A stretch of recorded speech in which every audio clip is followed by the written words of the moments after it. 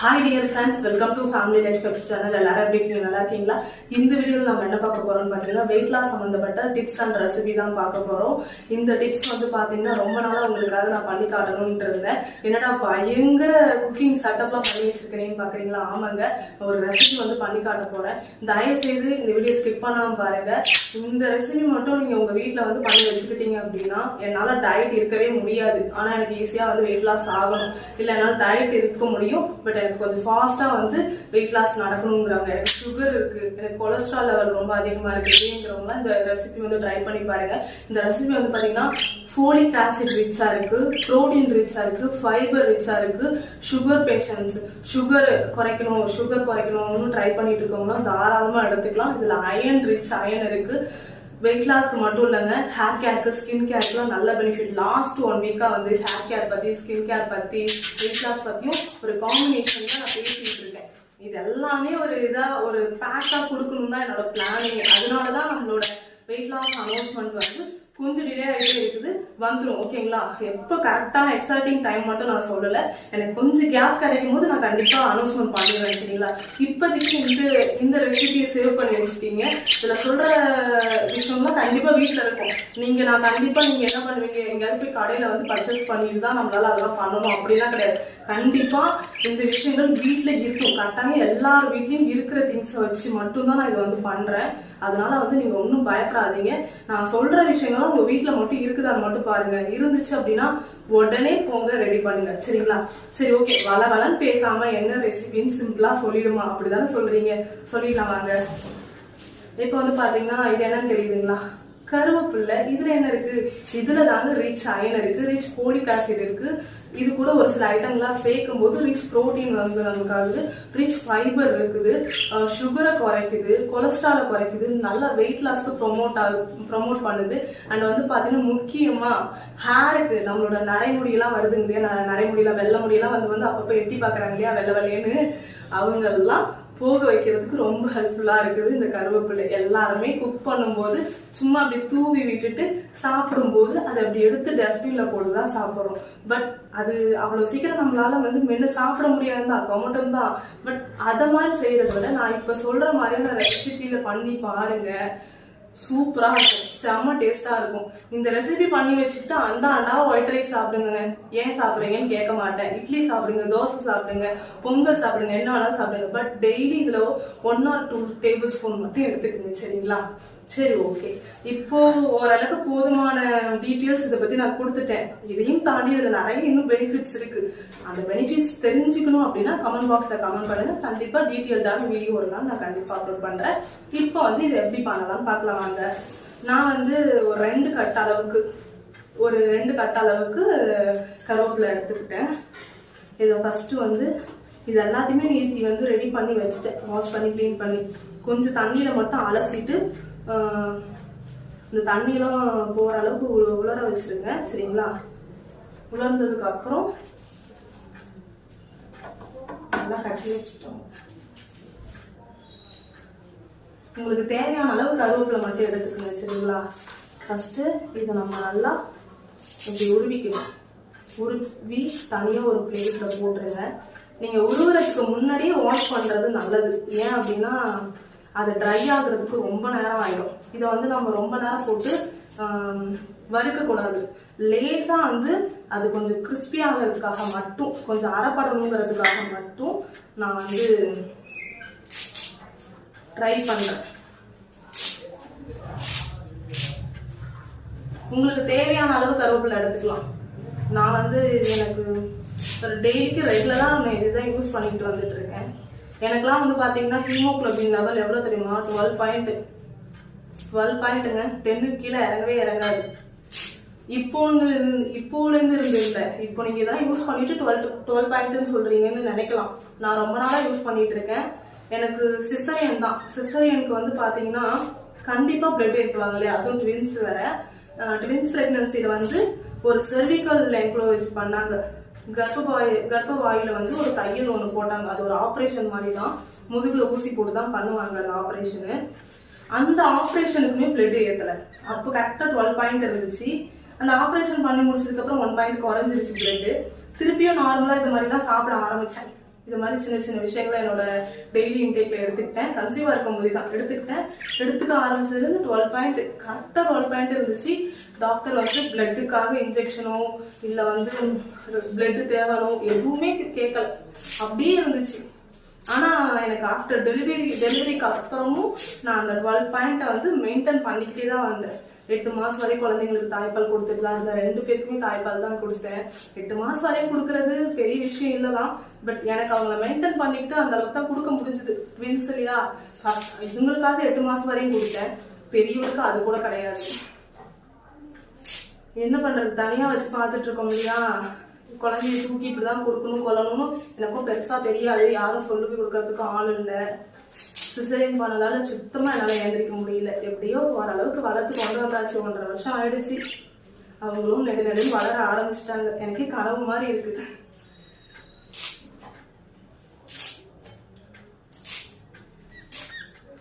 நல்லா நான் ஒரு தட்டு நிறைய, உங்களுக்கு அளவு சொல்லணும்னா ஒரு சாப்பாடு தட்டு நிறைய வந்து கருவேப்பிலையை உருவி வச்சுக்கிட்டேன். இது கொஞ்சம் கஷ்டம்தான். இதை வந்து நாம என்னதான் எல்லாரும் வந்து குழம்புல வாசனைக்காக போட்டுட்டு தூக்கி வைக்கிறாங்க அப்படின்னு நம்ம சொல்றோம்தான். பட் ஆனா அது சாப்பிட்றது ரொம்ப கஷ்டம்தான், உண்மையாவே கஷ்டம்தான். கொமட்டும் சாப்பிடும் போது எனக்குலாமே அந்த பிரச்சனை இருக்கு. பட் நான் இப்ப சொல்ற இந்த ரெசிபியை ட்ரை பண்ணி பாருங்க, உங்களுக்கு கொமட்டெல்லாம் செய்யாது, பிடிச்சு சாப்பிடுவீங்க. சரிங்களா?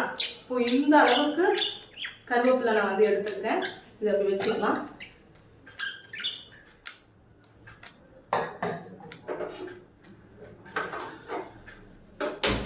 அதுக்கு முன்னாடி கேஸ் ஆன் பண்ணிட்டு பேன் வச்சுக்கிங்க. கேஸ் ஆன் பண்ணாம போட்டு வறுத்தீங்கன்னா ட்ரை ஆகாது. சரிங்களா? இப்போ பேன் வந்து நல்லா சூடாயிடுச்சு. இது வந்து கடைசியா போட்டு பண்ணலாம் தான், பட் இது வந்து கடைசியா போடும்போது பேன் வந்து நல்லா ரொம்ப ஹீட்டா இருக்கும். இதுல இருக்கிற நியூட்ரிஷன்லாம் வந்து போயிடும். ரொம்ப லேசா சூடா இருக்கும் போதே இதை போட்டு வறுத்துக்கணும். சரிங்களா? இதுல வந்து ஆயில் தண்ணி எதுவுமே விடக்கூடாது. ரொம்ப ட்ரை ரோஸ்ட் தான் பண்ணணும். ஓகேங்களா? நல்லா சூடாயிடுச்சு. ரொம்ப சூடாயிடக்கூடாது பேன்.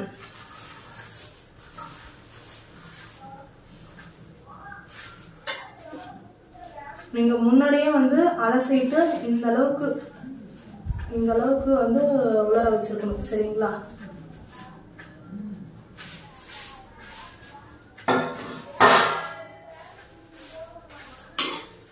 சிம்ல வச்சுதான் பண்ணணும். ரொம்ப ஹீட்டா இருக்கக்கூடாது. ஏன்னா இதுல இருக்கிற ஆல்ரெடி சொன்னதுதான், இதுல இருக்கிற வந்து பெனிஃபிட்ஸ் எல்லாம் போயிடும்.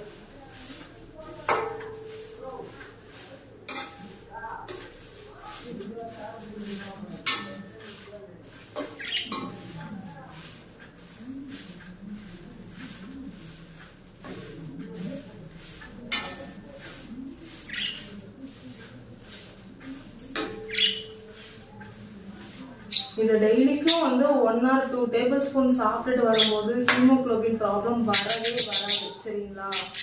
வெஜிடேரியன், பியூர் வெஜிடேரியனுங்கிறவங்க தாராளமாக ட்ரை பண்ணலாம்.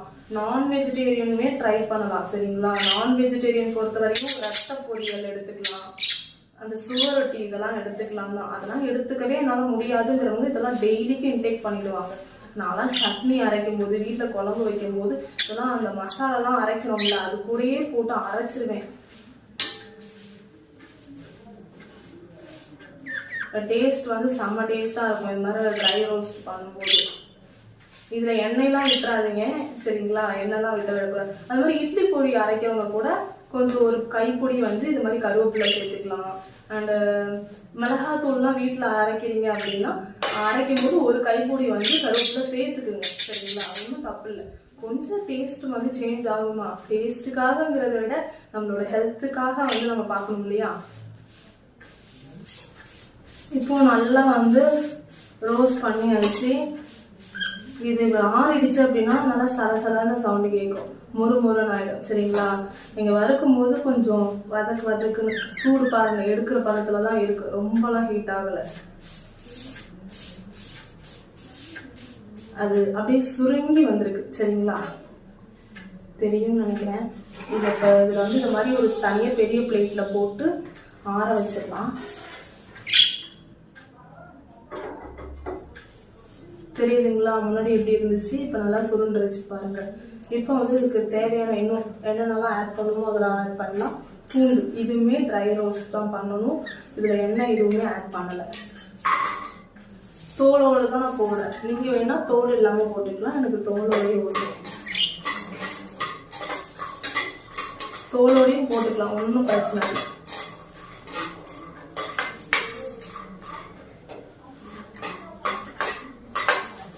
இதெல்லாம் வந்து நல்லா வந்து ஆறணும். இதை இந்த அளவுக்கு வறுக்கிறது பெருசு இல்லை. இதை நல்லா ஆற வைக்கணும். அடுத்து இதை ஒவ்வொன்றத்தையும் வறுக்க ஆற வச்சுக்கலாம். குட்டீஸை வந்து பக்கத்தில் தூங்க வச்சுக்கிட்டே தான் நான் இந்த வேலை செஞ்சுக்கிட்டு இருக்கேன். சார் வராது. சார் இந்த பக்கம் வந்துடாதீங்க சார். டிவி பாருங்க உட்காந்து.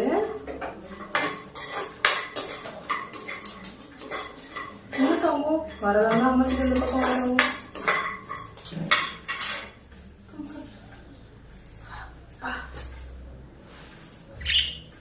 ஹாய் சொல்லு. எங்க அம்மாவை இவ்வளவு நேரம் நான் ஃப்ரீயா விட்டது பெரிய விஷயம் தெரியுமா? ஹாய் சொல்லுப்பா.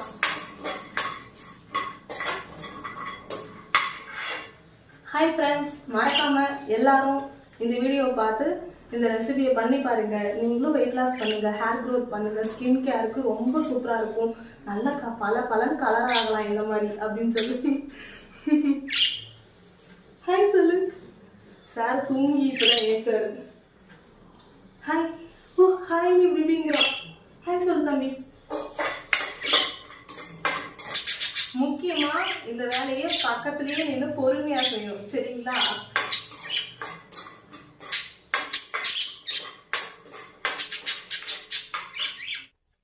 இப்போ பூண்டுமே நல்லா ட்ரை ரோஸ்ட் வந்து பண்ணியாச்சு. இது அந்த பிளேட்டுக்கு அது கூடயே வந்து மாத்திக்கலாம்.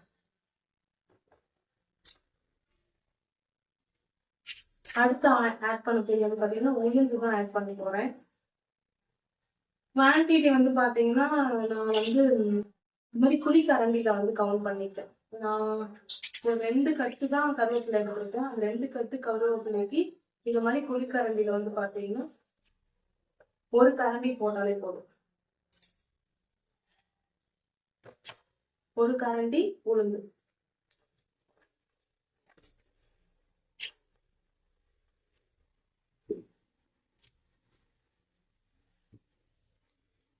உளுந்த வந்து நல்லா பொன்னிறமா வறுக்கணும். பொன்னிறமா வறுக்கும் போது நல்ல வாசனையா இருக்கும், நல்ல மனமா இருக்கும்.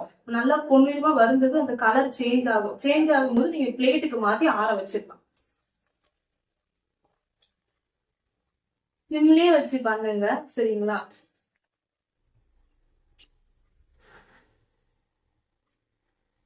இப்போ நல்லா பொன்னிறமா வறுத்தாச்சு. இதை இப்ப பிளேட்டுக்கு மாத்திடலாம்.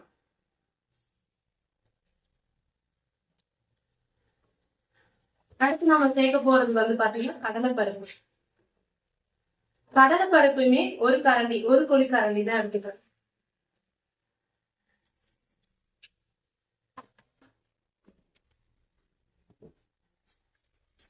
இந்த கடலைப்பருப்பை கொஞ்சம் நல்லா சிம்ல வச்சோ இல்ல கொஞ்சமா ஃபாஸ்டா வச்சு நல்லா வந்து பொன்னிறமா வறுத்துக்கணும், சரிங்களா?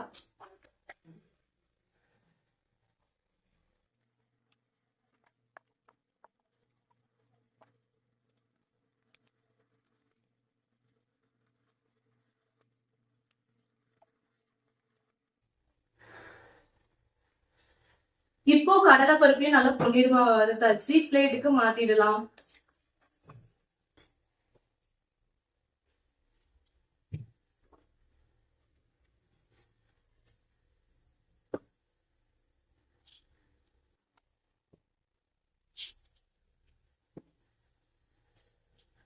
இது வந்து பாத்தீங்கன்னா பொட்டுக்கடலை ஒரு புளிக்கரண்டி எடுத்துக்கலாம். இவன் குட்டி சேட்டை பண்ண ஆரம்பிச்சிட்டீங்களா? இந்த அளவுக்கு உங்ககிட்ட சின்ன சைஸ்ல என்ன கரண்டி இருக்கோ அதுல ஒவ்வொரு புளிக்கரண்டி எடுத்துக்கணும், கரெக்டா இருக்கும்.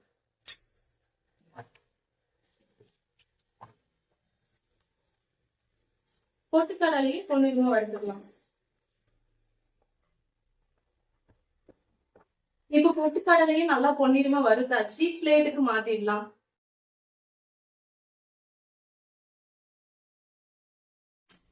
முக்கியமான 2 இன்கிரிடியன்ட் முக்கியமான 2 பொருட்கள், ஒண்ணு வந்து வெந்தயம், இன்னொன்னு வந்து பாத்தீங்கன்னா வரமிளகாய். வரமிளகாய் தான் சேர்க்கணும், சரிங்களா? இது ரெண்டுத்தையுமே ஒன்னாமே சேர்த்துக்கலாம். ஏன்னா ஒரு ஒன் மினிட் கூட வைக்க மாட்டேன்.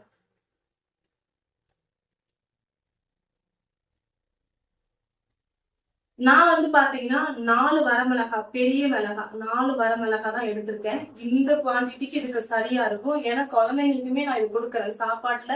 ஒரு சின்ன டேபிள் ஸ்பூன் வந்து போட்டு இது கொடுத்துட்டு இருக்கிறனால எனக்கு இந்த 4 வரமிளகாய் கரெக்டா இருக்கும். இத போட்டாச்சு இப்போ. அண்ட் வந்து பாத்தீங்கன்னா வெந்தயம் எடுத்துக்குங்க. வெந்தயம் பாத்தீங்கன்னா இந்த ஒரு சின்ன குழிக்கரண்டிக்கு வந்து பாத்தீங்கன்னா 1 டேபிள் ஸ்பூன் வெந்தயம் கரெக்டா இருக்கும். இல்ல அப்படின்னா 1/2 டேபிள் ஸ்பூன் நீங்க எடுத்துக்கலாம். எனக்கு வந்து 1 டேபிள் ஸ்பூன் கரெக்டா இருக்கும். இந்த அளவுக்கு வெந்தயம் தான் சேர்க்கிறேன் நான். போகையிலே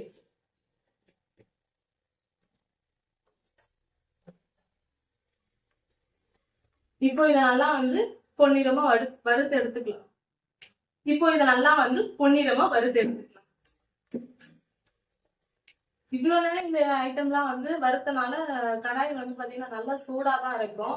அதனால வந்து லைட்டா போட்ட உடனே நல்லா வறுபட்டுரும். அவ்வளவுதான் ஆயிடுச்சு. இப்போ வரமிளகாயும் வெந்தயத்தையும் நல்லா வறுத்தாச்சு. பிளேட்டுக்கு டிரான்ஸ்ஃபர் பண்ணிக்கலாம்.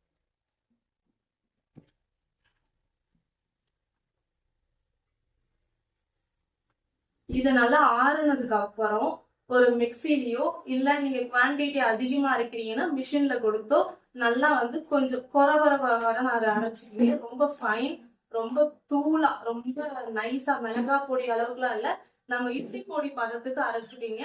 இது வந்து பாத்தீங்கன்னா நம்ம வந்து சாப்பாடுக்கெல்லாம் ஒயிட் ரைஸ்ல எல்லாம் மேல தூவி இந்த பருப்பு பொடி சாப்பிடுவோம் இல்லையா, அத மாதிரி சாப்பிட்டுக்கலாம்.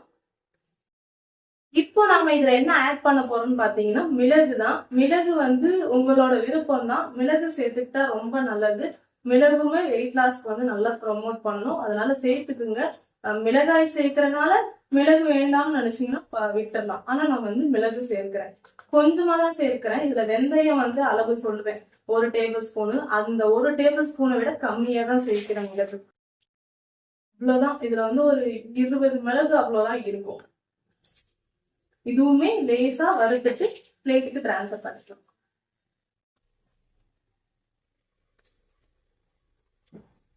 உங்களால பொன்னிறமா எல்லாத்தையும் கொட்டி இந்த பருப்பு, இந்த மிளகாய், வெந்தயம் இதெல்லாம் ஈவனா பொறுமையா வறுக்க முடியும் அப்படின்னா எல்லாத்தையும் ஒட்டுக்கா கொட்டி கூட வறுக்கலாம். பட் ஒண்ணு வறுபடும் ஒண்ணு வறுபடாது, சரியா? அதனாலதான் நான் வந்து தனித்தனியா ரோஸ்ட் பண்ணிட்டு இருக்கேன்.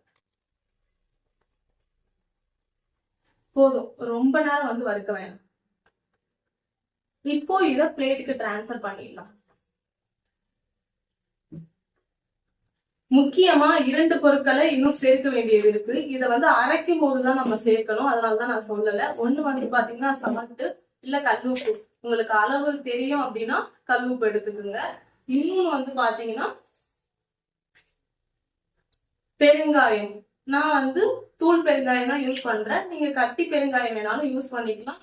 அது அதுக்கு தகுந்த மாதிரி ட்ரை ரோஸ்ட் பண்ணி இது கூட போட்டு அரைச்சிடலாம். தூள் பெருங்காயத்தையும் நீங்க இது கூட போட்டுதான் அரைக்கணும். தனியா போட்டு அரைச்சு முடிச்சதுக்கு அப்புறம் போட்டீங்க அப்படின்னா அது கலர் ரொம்ப சேராது. அதனால இது போட்டு அரைக்கும் போது உங்களுக்கு தேவையான அளவு பெருங்காயத்தை போட்டுருங்க. பெருங்காயத்தை போட்டு அரைச்சி கொஞ்சம் ஆற வச்சுட்டு எடுத்து சர்வ் பண்ணி பாருங்க. செம்ம ஸ்மெல்லிங்கா இருக்கும், செம்ம டேஸ்டா இருக்குங்க. இது ரொம்ப வந்து ஹெல்த்துக்கு வந்து நல்லது. வாங்க அரைச்சிட்டு பார்க்கலாம். இப்போ வந்து பாத்தீங்கன்னா இந்த மிக்சியில போட்டு நல்லா பொடியாக்கியாச்சு. நல்லா வந்து பொடியாயிடுச்சு. முக்கியமான ஒரு விஷயம், மிக்சியில அரைச்சிட்டு அப்படியே மூடி போட்டு விட்டுறாதீங்க. எப்படி மிக்சியில வந்து மசாலா அரைக்க கொடுக்க முடியும், அரைச்ச உடனே வந்து அதை காய வைக்க முடியும், அத மாதிரி ஓப்பன்ல காத்தோட்டமா வைக்கணும். இப்ப இது ஒரு பிளேட்ல வந்து நம்ம மாத்திக்கலாம். இல்ல அப்படின்னா வேர்த்து அந்த மூடிக்கு அதுக்கும் உள்ள இருக்கிற வீட்டுக்கு அதுக்கும் வேர்த்து இந்த பொடி மேல அப்புறம் சட்னியா தான் இருக்கும். நம்ம ஓபன் பண்ணி பார்க்கும்போது அந்த வேர்வை தண்ணியெல்லாம் உள்ள எடுத்து சட்னி ஆயிடும். அப்புறம் பாருங்களேன் எப்படி நல்லா அரைச்சிட்டு. இந்த அளவுக்கு பரபரப்பு இருந்தா போதும். இதுக்கு மேல அரைக்கணும் அப்படின்னா நிறைய குவான்டிட்டி போட்டு மிஷின்ல தான் கொடுத்து அரைக்கணும். இன்னும் கொஞ்சம் நைஸா அரைக்கணும். இந்த கொரகொரப்பு தன்மை இருந்தாதான் நமக்கு வந்து சாப்பாட்டுல போட்டு சாப்பிடறதுக்கு நல்லா இருக்கும். பருப்பு பொடி மாதிரியே தான். நான் இது வந்து வெயிட் லாஸ் வந்து வெயிட் லாஸ்க்கு ப்ரோமோட் பண்ற மாதிரி நான் வந்து கஸ்டமைஸ் பண்ணிக்கிட்டேன். இது நல்லா செம்ம டேஸ்டா இருக்கும். ட்ரை பண்ணி பாருங்க. நமக்கு நல்ல ஒரு டேஸ்ட் வைஸும் வந்து சாப்பிட்டுட்டே வெயிட் லாஸ் பண்ணணும்னா இந்த மாதிரி நாமளே கஸ்டமைஸ் பண்ணிட்டு தான் உண்டு. இது இப்படி பாருங்க. நல்லா இப்படி ஒரு நியூஸ் பேப்பர் கூட போட்டு பிள்ளைங்க இருக்காங்கிறனாலதான் நான் வந்து இந்த மாதிரி பிளேட்ல பாருங்க மேல வச்சு வச்சிருவேன். நல்லா ஆறுனதுக்கு அப்புறம் ஒரு கண்டெய்னர் பாக்ஸ்ல போட்டு மூடி போட்டு வச்சிருவேன். நீங்க வேணா உங்களுக்கு குழந்தைங்கலாம் ஏதோ டிஸ்டர்ப் பண்ண மாட்டாங்க அப்படின்னா ஒரு நியூஸ் பேப்பர் போட்டு ஓரமா போட்டுருங்க. ஃபேனை போட்டு விட்டுறாதீங்க, பூராவும் பறந்துடும். சரி, ஓகே.